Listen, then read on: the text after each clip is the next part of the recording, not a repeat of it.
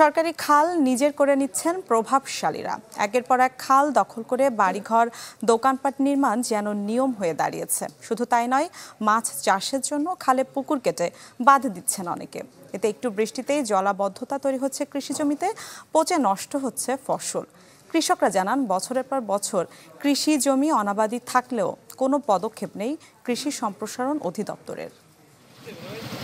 Sunshine আটা ময়দা সুজি। জলাবদ্ধতায় ভুগছে শরীয়তপুরের নড়িয়া উপজেলার কোয়ারা গ্রামের ৩০০ বিঘা ফসলি জমি। কৃষকরা জানান, খাল ভরাট করে রাস্তা আর বাড়িঘর নির্মাণ করায় বন্ধ হয়ে গেছে ২ কিলোমিটার দীর্ঘ খালের পানি প্রবাহ। বর্ষায় জলাবদ্ধতা আর শুষ্ক মৌসুমে পানির অভাবে চাষাবাদ বন্ধ প্রায় ১ যুগ ধরে। কিছু কিছু পয়সাওয়ালা ব্যক্তিরা তাদের নিজের স্বার্থের কারণে খাল বন্ধ করে দেওয়া আজকে আমাদের এই দুর্ভোগ হারাচ্ছে। সাধারণ গরিব মানুষ তাদের কাছে তো পাত্রই পায় না। আমাকে জমিনে এখন ফসল করা খুবই দায়। এরপরে এই যে খালের যত নোংরা পানি, এইদিকে এদিকে যত নোংরা পানি আছে, সব এখন আমাকে অবস্থা খারাপ। ঝিনাইদহের শৈলকুপা উপজেলার কৃষকরাও ধুঁকছেন একই বিড়ম্বনায়। ৩ গ্রামের কৃষিজমি তলিয়েছে কয়েকদিনের ভারী বৃষ্টিতে। নষ্ট হয়েছে কাঁচামরিচ, পেঁপে, কলা, লাউ সহ নানা সবজি। কৃষকরা বলছেন, পানি বের হওয়ার একমাত্র খালের মুখ বন্ধ হয়ে গেছে দখলের কারণে। এটা খাল ছিল, এই খালের পানি বেরোয় না, এরা আটকাইয়ে রেখে এখন আমাদের এই পানি উঠিয়ে এসে আমার এই মরিচ মারা গেছে। ছাওয়াল পাল নিয়ে সংসার চালাইনি খুব কষ্টকর হয়ে দাঁড়াইছে। আমার ঝাল, পটল এবং কলা, তারপরে পেঁপো, এই সমস্ত যে ৪-৫ বিঘে জমি আমার নষ্ট হয়ে গেছে। এই খালটা যদি দখলমুক্ত করা যায়, তাহলে এই পানিটা যদি বের করার নিষ্কাশন করা হয়, তাহলে চাষিরা এই ক্ষতিগ্রস্ত থেকে বাঁচবে। দীর্ঘমেয়াদী সমাধানের বালাই না থাকলেও প্রণোদনার কথা জানালেন কৃষি কর্মকর্তারা। ইতিমধ্যে বিএডিসি উপজেলা কৃষি অফিসে যোগাযোগ করে এবং এই খালটি পুনঃখননের জন্য কী পরিমাণ খরচ হতে পারে তার একটা প্রাক্কলন তৈরি করে। আশা করছি যে তারা এই খালটি পুনঃখনন করলে এখানকার এই জলাবদ্ধতা দূর হবে। তালিকা প্রণয়নের চেষ্টা করছি। ইনশাল্লাহ এই বৃষ্টিতে ক্ষতিগ্রস্ত কৃষকদেরকে আমরা প্রণোদনার আওতায় নিয়ে আসব। আর আশ্বাস দিয়ে দায় সারল স্থানীয় প্রশাসন। আমরা চেষ্টা করছি যে কোথায় কোথায় খালগুলো বেদখল আছে, কিছু কিছু জায়গায় অভিযোগ আছে, সেগুলো আমরা নোট নিয়েছি। সেটা অবৈধ দখলদারদের বিরুদ্ধে আমরা উচ্ছেদ অভিযান পরিচালনা করছি বা মোবাইল কোর্ট পরিচালনা করছি। তো সরকারি খাল, এটা পানি উন্নয়ন বোর্ড এটা পরিচালনা করে থাকে। তো আমরা পানি উন্নয়ন বোর্ডের সাথে এটা অবশ্যই আলোচনা করব। যদি বরাদ্দ সংক্রান্ত তাদের কোনো সমস্যা থাকে, প্রয়োজনে আমরা উপজেলা পরিষদের পক্ষ থেকে এই বাঁধ অপসারণের উদ্যোগ অবশ্যই নেওয়া হবে। ঝিনাইদহ শৈলকুপায় প্রায় ৪০০ বিঘা জমি ক্ষতিগ্রস্ত হয়েছে, আর শরীয়তপুরে ভুক্তভোগী প্রায় ২ শতাধিক কৃষক পরিবার। Desk report, channel 24। দর্শক, এই বিষয়ে বিস্তারিত কথা বলতে আমাদের সাথে সরাসরি যুক্ত হচ্ছেন পরিবেশ বিজ্ঞানী অধ্যাপক ডক্টর আহমেদ কামরুজ্জামান। ডক্টর কামরুজ্জামান, কৃষি 24-এর স্বাগত আপনাকে। খাল দখলের প্রভাব নিয়ে আমরা আসলে প্রতিবেদনে বিস্তারিত দেখছিলাম যে কিভাবে কৃষি জমি অনাবাদি থেকে যাচ্ছে, জলাবদ্ধতা তৈরি হচ্ছে। এই বিষয়গুলো আসলে খাদ্য নিরাপত্তার উপর কতটা প্রভাব ফেলছে, এর দায় আপনি আসলে কাকে দিতে চান? জি, আপনাকে ধন্যবাদ। দেখুন, এই দেশের কৃষক তাদের জীবিকা, জীবন, উৎপাদন সব কিছুই এই দেশের আবহাওয়া এবং জলবায়ুর সাথে খাপ খাইয়ে তাদের ক্রপ ক্যালেন্ডারটি তৈরি করেছিল।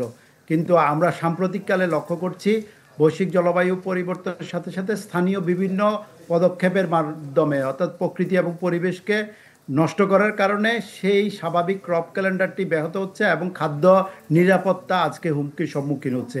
আর এই স্বাভাবিক প্রক্রিয়া ব্যাহত করার অন্যতম একটি বিষয় হলো, আমরা নদী নালা থেকে শুরু করে খাল বিল পর্যন্ত এগুলো ভরাট এবং ধ্বংস করে ফেলছি। এই খালগুলো যে কোনো এলাকার জন্য মানুষের শরীরের শিরা উপশিরার মতো কাজ করে। এই খালগুলো ওই এলাকার একদিকে যেমন জলাবদ্ধতা নিরূপণ অর্থাৎ হ্রাস করার ক্ষেত্রে ভূমিকা রাখে, অন্যদিকে কৃষি উৎপাদন, মৎস্য উৎপাদন, পরিবেশ সংরক্ষণ, গ্রাউন্ড ওয়াটার রিচার্জ, ওই এলাকার মানুষকে নিরাপদ পানি সরবরাহ, নৌ চলাচল এবং অবশ্যই বিভিন্ন রকমের প্রাকৃতিক দুর্যোগ থেকে রক্ষা করার ক্ষেত্রে ভূমিকা রাখে। এই খালগুলো যখন আমরা নানাভাবে বিভিন্ন দখলদারিত্বের মধ্যে দখল করে ফেলছি, তখনই দেখা যাচ্ছে জলাবদ্ধতা সৃষ্টি হয়ে ফসলি জমিতে স্থায়ীভাবে এক ধরনের দুর্যোগ তৈরি করছে এবং এক ফসলি জমিতে রূপান্তরিত হয়ে যাচ্ছে 3 ফসলি জমি এবং সেই 3 ফসলি জমি থেকে যখন এক ফসল হচ্ছে তখনই তো উৎপাদন ব্যাহত হচ্ছে।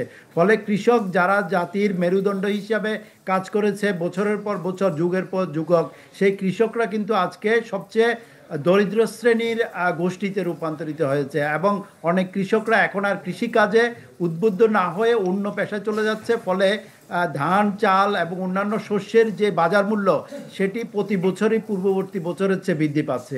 ফলে সার্বিকভাবে এই খাল দখলের ইম্প্যাক্টটা আমাদের যে খাদ্য নিরাপত্তা, সেই খাদ্য নিরাপত্তার উপরে পড়ছে এবং কৃষি আস্তে আস্তে একটি স্বল্প গোষ্ঠীর মানুষের কার্যক্রম হয়ে যাচ্ছে এবং খাদ্য আমাদের বিদেশ থেকে আমদানি নির্ভরতার দিকে আমরা চলে যাচ্ছি। ফলে খাল দখলদারিত্ব মুক্ত করা এখন আমাদের জন্য একটি সময়ের দাবি এবং খালগুলো রক্ষা না করতে পারলে পরিবেশ আরও বিপর্যয় হবে, কৃষি আরও বিপর্যয় হবে। ডক্টর কামরুজ্জামান, আপনি দখলদারির বিষয়ে বলছিলেন, এই দখলদারি রোধ করতে আসলে নির্দিষ্ট কোনো রোডম্যাপ আছে কিনা এ বিষয়ে একটু বলবেন। জি দেখুন, মহামান্য হাইকোর্ট অনেকবার এই ধরনের পর্যালোচনা করে নির্দেশনা দিয়েছে এবং সিএস দাগ ধরে প্রত্যেকটি জেলা, উপজেলা এবং মহানগরগুলোতে এই খালগুলো উদ্ধারের জন্য নানা রকম নির্দেশনা দিয়েছে। ফলে স্থানীয় প্রশাসন অর্থাৎ এই খালগুলো জেলা প্রশাসনের দায়িত্বে আছে এবং জেলা প্রশাসনের প্রতিনিধি হিসাবে প্রত্যেকটি উপজেলাতে এসি ল্যান্ড এবং টিএনও দায়িত্ব পালন করছেন। তারা সরকারি বিধিবিধান মেনেই এই খালগুলো উদ্ধার করার জন্য উদ্যোগ গ্রহণ করতে পারেন এবং এই ক্ষেত্রে স্থানীয় আইন প্রয়োগকারী সংস্থা তাদেরকে সহযোগিতা করতে পারে। এছাড়াও পরিবেশ মন্ত্রণালয়, স্থানীয় সরকার মন্ত্রণালয়, নৌ পরিবহন মন্ত্রণালয়, পানি সম্পদ মন্ত্রণালয় সমন্বিতভাবে বিভিন্ন উদ্যোগ গ্রহণ করতে পারে। এক্ষেত্রে স্থানীয় জনপ্রতিনিধি, স্থানীয় সাংবাদিক, অন্যান্য সিভিল সোসাইটি গ্রুপ এবং ছাত্র জনতা তাদের সাহায্যের হাত বাড়িয়ে দিতে পারে। সকলে সম্মিলিত প্রচেষ্টা না থাকলে এই দখলদারিত্বের হাত থেকে খালগুলোকে সহজে উদ্ধার করা যাবে না এবং দিনে দিনে এই খালগুলো আস্তে আস্তে আবদ্ধ হচ্ছে, বন্ধ হচ্ছে এবং জলাবদ্ধতা বৃদ্ধি পাচ্ছে। আমরা সকলে মিলে এই খালগুলো উদ্ধার করে একদিকে আমাদের পরিবেশকে যেমন ভালো রাখতে পারি, অন্যদিকে আমাদের কৃষিকেও তার হারানো সেই গৌরব ফিরিয়ে দিতে পারি। জি, অসংখ্য ধন্যবাদ আপনাকে আমাদের সাথে যুক্ত হওয়ার জন্য। পরিবেশ বিজ্ঞানী অধ্যাপক ডক্টর কামরুজ্জামান আমাদের সাথে যুক্ত হয়েছিলেন।